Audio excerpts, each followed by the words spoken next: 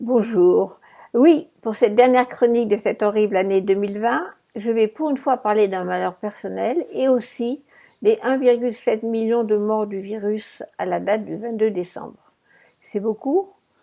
Pas beaucoup, disent certains, pour justifier qu'on ne s'inquiète pas. Que c'est une blague, c'est 1,7 million, une mini-grippe espagnole et un chiffre ridicule si l'on compare à d'autres catastrophes, au grand record des 50 ou 70 millions de morts pendant la Seconde Guerre mondiale.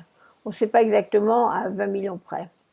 C'est dire la valeur de la vie humaine dans ces chiffres statistiques. Mais pour personnaliser ces statistiques des 1,7 million, je vais parler ici de mon ami Henri Weber, homme politique de gauche, à l'humour infini, au sourire et à la dérision contagieuse. Henri, mort du Covid tout au début de l'épidémie. Et aussi d'un drame personnel à la veille de ce nouvel an que j'avais passé l'année dernière avec ma nièce Delphine Lévy. Joyeusement, loin d'imaginer que 2020 serait triste. Delphine, directrice générale des musées de Paris, qui avait fini de moderniser et de donner un nouveau souffle au musée Galliera, au musée d'art moderne, au Petit Palais, à la crypte archéologique de Paris, aux maisons de Victor Hugo et aussi à la maison de Balzac, qui avait construit un nouveau musée de la Libération de Paris, en face des catacombes, qu'elle avait aussi dépoussiéré, mais pas trop, et terminé le chantier du musée Carnavalet, l'immense musée de l'histoire de Paris, modernisé et flamboyant.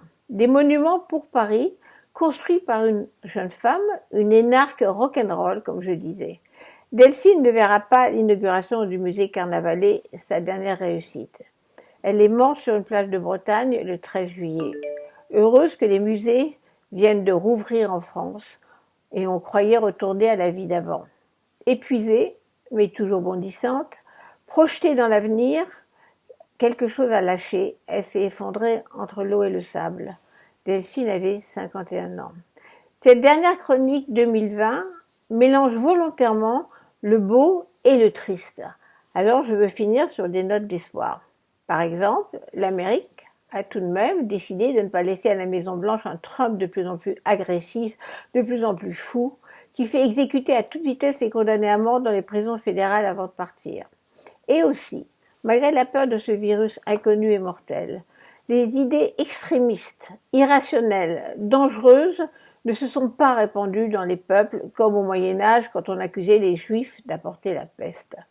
Pourtant, nous avons maintenant des canaux modernes pour diffuser des torrents de haine. Ces réseaux sociaux qui vont jusqu'aux appels au meurtre, comme dans cet autre événement épouvantable de 2020, la décapitation du professeur Samuel Paty à la sortie de l'école.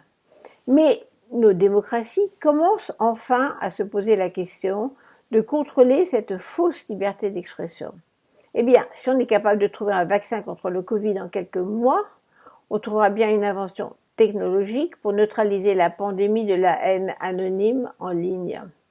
Dans l'histoire, les démocraties ont toujours fini par gagner. C'est ma conclusion optimiste pour passer à la nouvelle année.